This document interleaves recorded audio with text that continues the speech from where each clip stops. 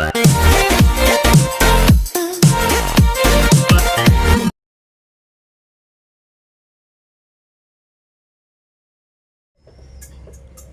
അസ്സാം വലൈക്കും. നൈമോസ് ഡ്രീം വ്ളോഗിൻ്റെ പുതിയൊരു വീഡിയോയിലേക്ക് ഏവർക്കും സ്വാഗതം. അപ്പം നമ്മൾ കുറേ ദീർഘാവധിക്ക് ശേഷം ഒരു പുതിയ വീഡിയോ ഫുഡിൻ്റെതുമായിട്ടാണ് വന്നിട്ടുള്ളത്. അപ്പം നമുക്ക് ഈ ഒരു കായ്പോള എങ്ങനെയാണ് ചെയ്യുന്നതെന്നും അതിൻ്റെ ഇൻഗ്രീഡിയൻസും ഒന്ന് കണ്ടിട്ട് വരാം.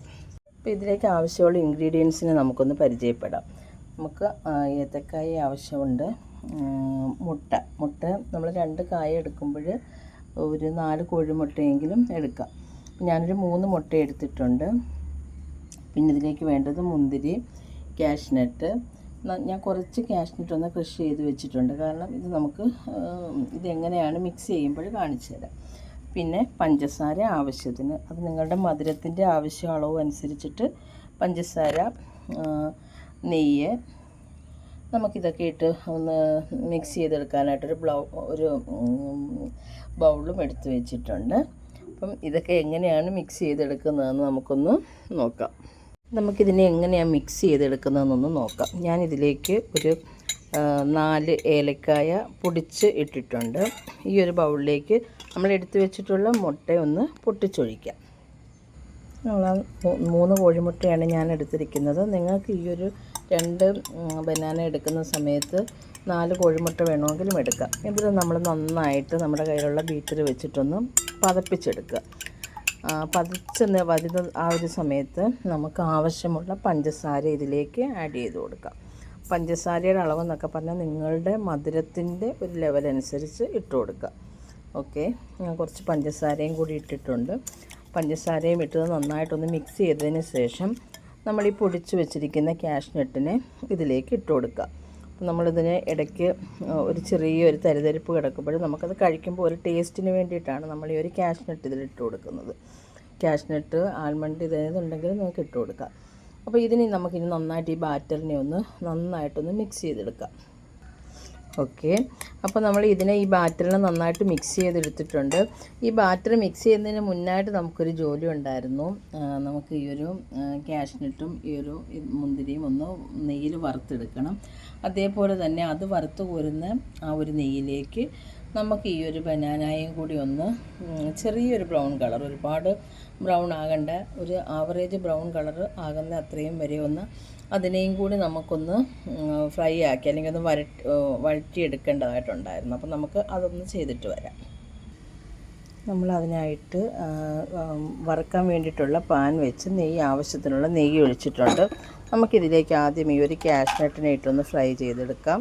അതിനുശേഷം നമുക്ക് ഒരു മുന്തിരി ഒന്ന് ഫ്രൈ ചെയ്തെടുക്കാം. നമുക്ക് അതേ ബൗളിലേക്ക് ഈ ഒരു ബനാന ഒന്ന് ഇട്ട് കൊടുക്കാം. ബനാന ഇട്ട് കൊടുത്ത് ഇതും നന്നായിട്ടൊന്ന് വഴറ്റിയെടുക്കാം. നമുക്ക് ഒരുപാട് ബ്രൗൺ കളറൊന്നും ആകണ്ട, ഒരു ആവറേജ് ഈ നെയ്യൊക്കെ ഇതിലൊന്ന് പിടിച്ച് ചെറുതായിട്ടൊന്ന് വഴറ്റിയെടുക്കാം. ഏത്തക്ക നമ്മൾ ആ ഒരു പച്ച ഒരു പരുവൊന്ന് മാറി കിട്ടുന്ന അത്ര, ഇത് ഉടഞ്ഞു പോകണ്ട. ശരിക്കും നമുക്ക് ഈ ഒരു ബനാന ഇങ്ങനെ തന്നെ കിടക്കുന്നതാണ് നല്ലത്. അപ്പോൾ അതിനകത്ത് ഇത്രയും ഒന്ന് വഴറ്റിയെടുത്തിട്ടുണ്ട്. നമുക്കിനി ഇതൊന്ന് ചൂടാറുമ്പോഴത്തേക്ക് നമ്മൾ ചെയ്ത് വെച്ചിരിക്കുന്ന ബാറ്ററിലേക്കൊന്ന് ഒഴിച്ച് മിക്സ് ചെയ്തെടുക്കണം.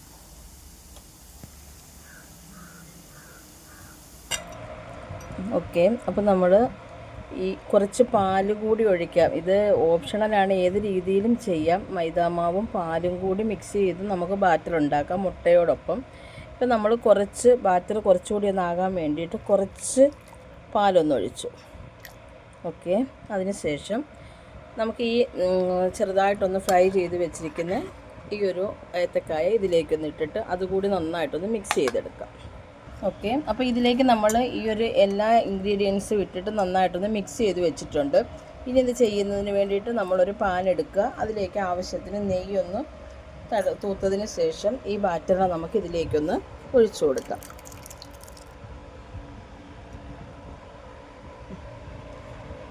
ഓക്കെ, ഇത് നന്നായിട്ടൊന്ന് നിരത്തി വെച്ചതിന് ശേഷം നമുക്കിത് എങ്ങനെയാണൊന്ന് കുക്ക് ചെയ്തെടുക്കുന്നതെന്ന് നോക്കാം.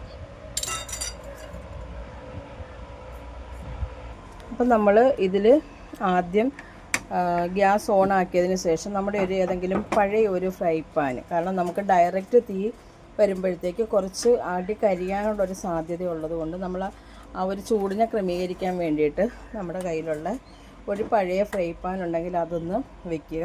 അതിനുശേഷം നമ്മൾ ഈ സെറ്റ് ചെയ്ത് വെച്ചിരിക്കുന്ന ബാറ്ററിനെ ഇതിൻ്റെ പുറത്തേക്കൊന്ന് വെച്ച് കൊടുക്കുക.